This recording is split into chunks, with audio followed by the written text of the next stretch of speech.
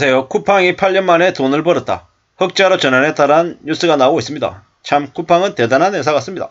3분기에 쿠팡이 드디어 1037억 원의 영업이익을 냈습니다. 로켓 배송 8년 만에 뚝심. 쿠팡이 이제 흑자 전환됐다. 이건 많은 얘기들을 시사하고 있습니다. 무슨 얘기냐? 쿠팡이 이제 락인 효과를 통해 가지고 많은 고객들을 확보하고 로켓 배송이라고 하는 걸 사람들에게 각인시키고 난 이후에 이제 서서히 이익을 내기 시작했다라는 거죠. 쿠팡은 우리가 잘 알고 있다시피 뭐 이커머스 회사인지 물류 회사인지 아니면은 뭐 여러가지 뭐 금융 회사인지 뭐 좀 정체가 불분명할 정도로 다양하고 복합적인 사업들을 하고 있습니다. 이커머스 사업이 근간은 맞습니다. 근데 로켓 배송이라고 하는 이름 하에 물류를 하고 있죠. 뭐 꽤 오랫동안 8년이라고 하는 기간 동안 뭐 총 6조 원의 영업 손실을 감내하면서 로켓 배송을 위한 물류 인프라 투자를 이어왔다고 하죠. 이미 이제는 뭐 CJ 대한통운이나 뭐 다른 물류 회사가 파업을 해도 쿠팡은 크게 영향을 받지 않습니다. 왜입니까? 자기들이 자체적으로 운영하는 물류 프로세스가 있기 때문인 거죠. 무서운 경쟁력입니다. 로켓 배송이라고 하는 것 또한 마찬가지죠. 우리가 잘 알고 있다시피 쿠팡 그 회원 요금을 멤버십 회원을 2,990원에서 4,990원으로 올렸습니다. 혜택을 더 준다라고 하는 이름하에 그걸 통해서도 적자 개선을 많이 시켰죠. 나중에 좀 지난 다음에 저거를 뭐 7,990원하고 9,990원하고 뭐 12,990원 혹은 뭐 레벨에 따라서 다르게 해가지고 제공한다 그래서 고객들이 할까요 안 할까요? 상당수는 로켓 배송에 적응이 되어 있는 사람들은 할 겁니다. 이미 그러한 서비스를 계속 이용해봤기 때문인 거죠. 이게 얼마나 큰 건지 그들은 잘 알고 있습니다. 판매 가격보다 더 중요한 건 얼마나 빨리 배송을 시켜주냐 이런 것에 대해서 남들이 따라오지 못할 엄청난 경쟁력을 갖고 있냐 없냐가 쿠팡이 보여준 증명이죠. 이제 더욱더 무서운 거죠. 물류 액션을 이뤄냈죠. 앞으로는 어떨 것 같습니까? 앞으로는 쿠팡이 뭐 각종 그 대출 시장에도 이제 뛰어들죠. 소상공인들 그러니까는 쿠팡에서 판매를 하고 있는 판매자들을 대상으로 해서 대출도 아마 실행할 겁니다. 그렇게 되면 어떻게 됩니까? 쿠팡이 그 중소업체들의 매출을 알고 있고요. 대금 결제를 해줘야 되는 그 시기를 알고 있고 뭐 수수료를 알고 있고 대략적인 그 마진을 얼마 정도 취하는지를 충분히 예측할 수 있습니다. 그러면 그 업체에 사업 자금을 빌려주면서 뭐 높은 이자를 받는 게 충분히 가능하죠. 여러가지 쿠팡 자체 평가 시스템을 이용해 가지고 업체들에게 빌려주는 대출의 이자를 책정할 수 있을 거고 그러면은 그 판매자는 더욱더 쿠팡에 예속이 돼서 쿠팡에 좀 더 목을 맬 수밖에 없다라는 거죠.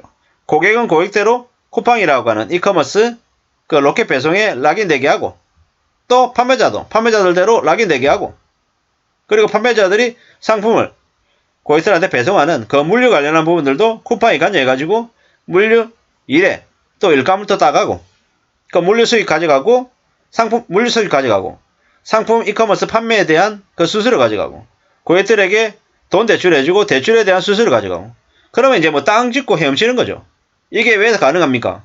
쿠팡이라고 하는 것이 고객과 판매자들의 데이터를 다 가지고 있기 때문인 거죠. 이 데이터를 가지고 있는 기업의 힘인 거죠. 그러면 어떻습니까? 지금 이제 쿠팡의 주가가 뭐 15불, 17불, 18불 이럴 수 있죠. 이게 나중에 80불 되고 100불 되는 일이 가능할까요? 불가능할까요? 아마도 가능하다라고 생각합니다. 저는 지금 말고 뭐 미국의 경기가 매우 안 좋아져서 나스닥에서 쿠팡의 주가가 10불 이하가 되면 어떻게 해야 된다? 무조건 담아야 된다. 무조건 담아야 된다라는 게 제 실론입니다. 10불 이하로 담으면 뭐 최소한 주가가 10배는 될 수 있다. 10불 이하에 사서 100불을 만드는 놀라운 현실을 아마 맞이할 수 있을 거다 이렇게 생각합니다. 물론 뭐 나스닥에 상장되어 있는 쿠팡 주식은 사면 세금을 22% 세금이래. 그 양도 차익의 22%를 세금으로 떼갑니다. 뭐 예를 들어서 쿠팡의 주식을 1억을 투자를 했어요. 그래서 만약에 10억을 만들었다고 치자고요. 그러면 2억 2천이 제하고 7억 8천이 입금이 된다라고 봐야 되는 거죠. 1억을 넣어서 7억 8천을 만들면 거의 7.8배잖아요. 엄청난 일이죠. 1000만 원을 넣었어요. 7,800만 원이 되는 겁니다. 100만 원을 넣었어요. 780만 원이 되는 겁니다. 10억을 넣었어요. 78억이 되는 거죠. 뭐 이렇게 생각을 하고 쿠팡 주식의 주가 흐름에 대해서 관심을 가지고 쭉 보는 게 좋겠습니다. 지금 당장이야 10불 이하로 쑥 내려가는 일은 없겠지만 미국 나스닥의 주식시장 전체가 만약에 이렇게 떨어질 때 그때 쿠팡 주가도 충분히 내려갈 수 있다. 그때를 보고 움직이는 게 좋겠다라고 말씀을 드립니다. 뭐 이미 부인할 수 없는 대한민국 이커머스상의 넘버원은 쿠팡이다라고 보겠습니다.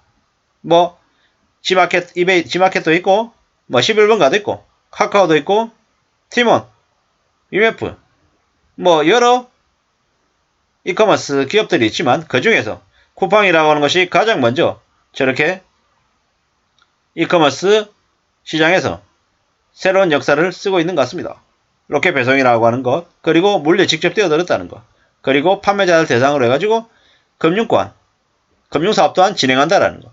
이 세 가지가 얼마나 무서운지를 아마 잘 봐야 될 것 같습니다. 어쩌면 쿠팡은 이커머스 자체 비즈니스를 통해서는 수익을 내는 건 쉽지 않을 겁니다. 근데 그보다 더 중요한 건 뭐다? 락인할 수 있는 멤버십 이익, 그리고 판매자들, 그리고 고객들을 대상으로 하는 그 금융 서비스, 그러니까는 대출, 그리고 이제 쿠팡 물류센터 이익, 이런 것들일 겁니다. 이런 것들을 볼 때 잘 생각할 필요가 있습니다. 쿠팡을 안 쓴 사람은 있어도 한 번 쓴 사람은 없다. 이러는 거죠. 늦게까지 일하고 퇴근해가지고 뭐 마트 가서 물건 사올 수 있으냐라는 거죠. 아니죠. 그럴 때 어쩔 수 없이 로켓 배송을 이용하는 거죠. 무조건 환불하고 뭐 솔직히 많은 고객들이 인정을 하는 거죠. 그만큼 쿠팡이라고 하는 곳이 대단한 곳임은 분명합니다. 물론 내부에 일하는 직원들은 많이 힘들죠. 많이 빡셉니다. 절대로 쿠팡이라고 하는 곳에 일하는 현업 직원들이 수월하게 일하는 게 아니라는 거죠. 확실히 두고 봐야 되겠습니다. 삶을 잘 지켜나가는 것이죠. 판매자는 또 쿠팡이 판매하는 판매자는 또 많이 어려울 겁니다. 정산도 늦게 되고 반품도 많이 되고 이래저래 손실 비용들이 더 많다라는 거죠. 뭐 반품을 소홀하게 하기 때문에 그로 인해 판매 가격이 좀 더 높아지는 것도 사실이라는 겁니다. 우리가 쿠팡이 흑자를 보이면 또 반대편에서 또 힘들어하는 것도 있으면 또 잊지 말아야 될 것 같습니다. 아무쪼록 쿠팡의 흑자 소식을 보며 말씀드리고 싶었습니다. 참고가 되시면 좋겠습니다. 감사합니다.